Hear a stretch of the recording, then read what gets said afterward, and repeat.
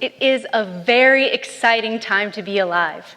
We have the technological innovations and the knowledge to be the healthiest we've ever been. We've made leaps and bounds in the science of nutrition. We know how the body works on a cellular level. Yet cancer, diabetes, and heart disease affect so many North Americans today. With all this information in front of us, we don't seem to be following this path. Why? Well, there's a lot of conflicting information about nutrition, and we are confused. We follow the latest trends and hope to achieve some sort of improvement. And while many health supplements out there do work to enhance and help combat nutritional deficiencies, they shouldn't be relied upon long-term as the answer for our nutritional needs. The truth is, no one food or supplement is going to promise perfect health. It's the nutrition gained from a variety of raw nuts and seeds, fruits and vegetables that will add the quality to our years. This is the foundation for optimal health. And you see, what I'm going to share with you is nothing new. The path to optimal health is right in front of us, and we can start to realize these true health potential by following some very simple ancient practices. I'm here to share with you the power of plants and 3 ancient whole foods to optimize our health and bring about a multitude of nutrition to our diets just by adding them to what we eat every day. So let's think about this. Imagine a world where all the health secrets of all the ancient sages can be accessed. This is our world. We have this knowledge. It's just forgotten. If we look at food culture across the planet, long before the 100-mile diet existed, people ate with what was within their means. They ate local, fresh, in season. They preserved their food naturally, and many cultures ate little, if any, animal products. For example, the Choctaw First Nations of Oklahoma and Mississippi ate a plant-based diet and got most of their calories from fruits and vegetables. And as far back as ancient Egypt, scientific studies have shown that by analyzing carbon atoms in mummies, the ancient Egyptians were primarily vegetarians. And then even in recent history, the Vilcabamba from Ecuador, these are known to be longevous peoples, and they eat primarily a plant-based diet that's raw. And even today, modern communities are living with these values. There are those in Amarim, Israel, and Sedana Forest, India, eat 100% plant-based. They grow most of their own food as well. They built an intuitive diet based upon their surroundings. They're fueling themselves with real food. Now this is their foundation. So let's think about this. Here I'm going to be showing you something so simple. You're probably wondering what this is. Well, I'll tell you in a minute. But I want to share with you something so profound. As a little girl, I have always believed in the power of plants.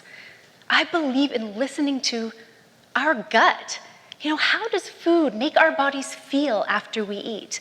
Does our diet give us energy or drain us? Does it make us feel light yet satisfied or have horrible digestive discomfort? This listening is wisdom, practiced daily. As a little girl, I gravitated towards all things natural, the bugs, the trees, the plants, and definitely the garden. I remember digging deep for the carrots that we planted as seeds and seeing the origins of food and really appreciating the time and the energy it took to grow one carrot. I loved school and the science experiments where we would plant seeds in little cups, and with the help of sun, light, love, water, these seeds would grow into baby sprouts, their roots expanding throughout the cups in which we planted them. I've always believed in the power of plants. This was something that I saw from a little girl, and that curiosity never rubbed off. Many years later, I went to Puerto Rico and studied the raw, plant-based, healing diet of a plant-based diet. It was here that I was reintroduced to sprouts, but not in the context of a science experiment. It was here that I learned to take a seed and turn it into a nutritional powerhouse.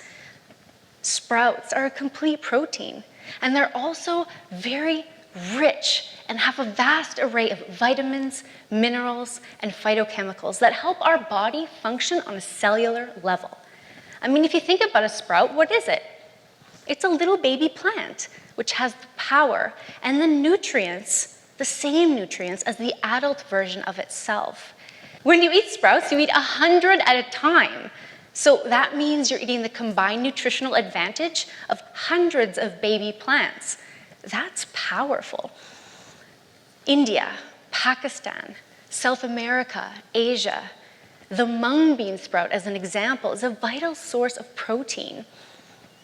These cultures intuitively somehow know that there is a greater value in sprouting the legume versus cooking it to eat. The best thing about sprouts?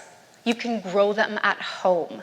So not only that, you grow them at home, but you can find them readily available in grocery stores and in health markets as well.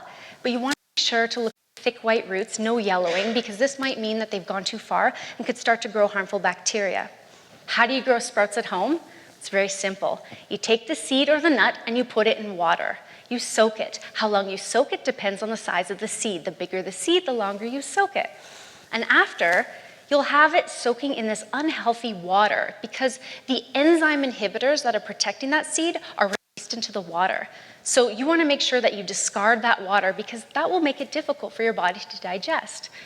So it's discarded and you're going to rinse it.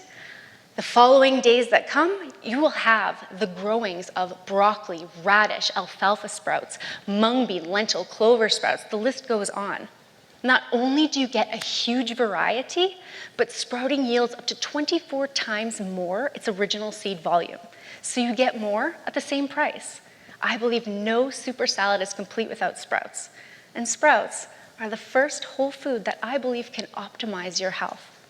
The second is seaweed and algae. When I was a little girl, we went to Kelowna on vacation, the Okanagan, to visit my uncle. And even though there was no sea in sight, my uncle ate seaweed. I remember thinking then that seaweed was one of the weirdest things I could have ever imagined eating. It was the stuff that would tickle the bottom of our feet in the lake when we swam, not food. But of course, I was curious, and I tried it, and I loved it. And little did I know then that seaweed was an ancient whole food eaten by coastal communities all over the world. Eventually, I found myself in South Korea, where I lived and taught for 4 years. I was so ecstatic because I got to rock climb, go camping all the time, and peruse these vast, amazing local street markets. I was so impressed at the variety of seaweed used regularly in Korean cuisine. And seaweed and algae has been used for centuries, eaten all over, and it especially has strong roots in Asian countries like Japan, Korea, Indonesia, Taiwan, and China. And as a food, seaweed is one of the most nutrient-dense foods on the planet. In fact, early Chinese script writings from about 3600 BC were the first to document the use of seaweed as food. So you've heard of omega-3 fatty acids, right? Essential fatty acids, EFAs. Well, many people eat fish and fish oils to get these essential fatty acids. Ever wonder where the fish get theirs from? Seaweed and algae. See, the issue with eating fish to get your omegas is they're higher up on the food chain. The bigger the fish, the more toxins they've accumulated over their lifetime, and heavy metals as well. So when you eat those fish, you also eat these toxins. I say skip the middleman, go straight to the source. Seaweeds and algae are rich in omega-3 fatty acids. Now, you can eat so many kinds. So the dark green salty stuff that wraps sushi is called nori. And then there's kelp with its jelly-like texture. You can find it in noodle form. Or maybe you've heard of dulse. It's getting popular lately because of its similarity to bacon. It's very smoky, but has nothing to do with the animal industry. And then there's algae, the freshwater algae like Chlorella and AFA blue-green algae. and the saltwater algae like spirulina and marine phytoplankton, which is actually my favorite. All of these can be harvested in their natural ecosystems without being harmed, and therefore they're sustainable. Seaweed and algae are absolutely incredible. Not only that, it's very, very interesting because in the early 1950s, chlorella was actually seen as a solution to the hunger crisis because of its easily digestible protein. But unfortunately, it never fulfilled its destiny. Chlorella is an incredible plant. It's a single-celled organism that can quadruple itself in 24 hours. It's the fastest growing food crop known to man. So if it has the ability to do this, think of what it can do for you. How to eat them? You can put them on everything you eat. So dulse goes on your salad, kelp noodles in soup. You can use nori to wrap pâtés with sprouts in them, roll them up, so delicious. I love to put marine phytoplankton drops in water with lemon essential oil. It's so delicious and gives me a boost of energy. In fact, I had some right before I came on stage. So this is an amazing plant that you can incorporate into your diet to get such a variety. So they're also high in iodine. Now, iodine deficiency is quite common in North American diet, and in the early 1900s, iodine deficiency was so common, in fact, that it gave rise to the fortification of table salt, right? Iodized table salt. Well, unfortunately, the iodine present in table salt is toxic, and it has toxic amounts of potassium iodide, aluminum derivatives, and bleach. But without a natural source of iodine, you run the risk of thyroid issues and potential iodine deficiency.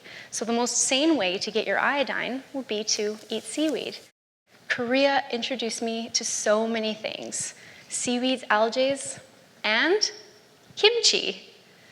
Kimchi is a fermented delicacy that is on every Korean's dinner table. Here we see a group of women lovingly preparing a huge vat of kimchi, which is very popular to do, a cultural tradition around the autumn months. This naturally brings me to the third ancient whole food, which I believe can optimize health. Sauerkraut and other, yes! Sauerkraut and other fermented, unpasteurized raw foods like miso, pickles, and kimchi. Fermentation has a vast history that dates back 12,000 years, with reported use in India, Spain, South Africa, and Asia. Now, this is very interesting. Sauerkraut was aboard Captain Cook's ship as he explored the West. With barrels upon barrels, he and his crew evaded scurvy due to the sauerkraut's high vitamin C content. So one could logically infer that while other sailors perished at sea, the uncharted waters of the Pacific were mapped by sauerkraut. It's true. And the best and most amazing health benefit of sauerkraut and other fermented foods is their probiotic content. Probiotics are gaining recognition because of their essential health-building, immune-boosting bacteria.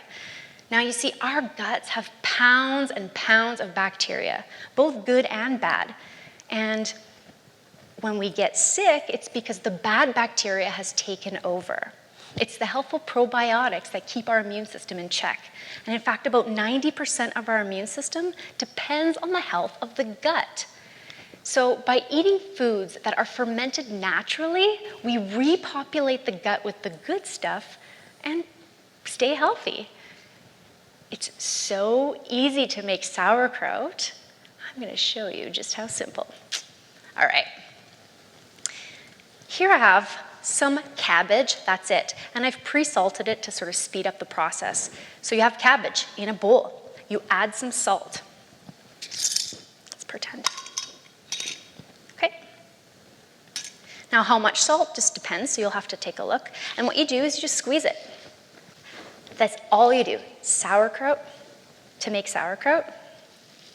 And once you squeeze it, the salt is going to get into the sauerkraut and pull out the natural juices and actually create a brine. That's just from the salt, okay? So once you have that, you can add some different spices, chili, caraway seeds. You put it in a receptacle. Put it in a jar. So I've brought this crock as well as an example, but you can do it with a mason jar, okay? You want to get that in there, and then you want to press it down. So really press it down. This is a very important process because this gets out the air and it brings the brine solution to the top. So that's really important, okay? So as you can see, if I press really tight, you can kind of see that brine solution start to gather in the top, okay? And then all you have to do is weigh it down. So I take a wide mouth mason jar, smaller mason jar, put it on top, cover it, and you just leave it on your counter. After about 2 weeks, the pH will have dropped, Lactobacillus acidophilus takes over, and you've got this probiotic-rich, amazing multivitamin at your fingertips. To use the old saying, knowledge is power. Well, knowledge demands action to be useful. I believe, and I know that we all demand. There is a dire need for nutrition education. Taking care of ourselves shouldn't have to be complicated and pricey. Let's make it easy. Let's make it fun. Seaweed, sauerkraut, and sprouts. 3 simple yet nourishing foods that will add so much nutrition to our diet.